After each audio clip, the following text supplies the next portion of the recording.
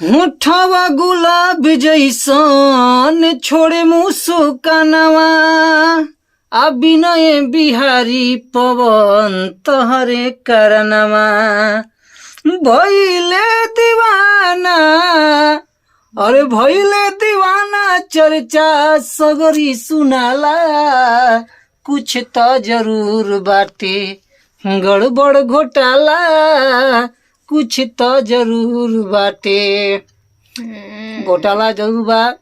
ऐसे कि हम क्या बताइम तो सब कोई बोली घोटाला की है। हाँ हमारा के करता हम बाकी कोई हो हमारे पास नहीं थी। हाँ तो फोन करते थे तो मोबाइल बिजी बताता था। हाँ। पूछते थे तो बोलते थे कि मामी से बात कर रहे हैं, फुआ से बात कर रहे हैं, हाँ। यहाँ बात कर रहे हैं, वहाँ बात कर रहे हैं।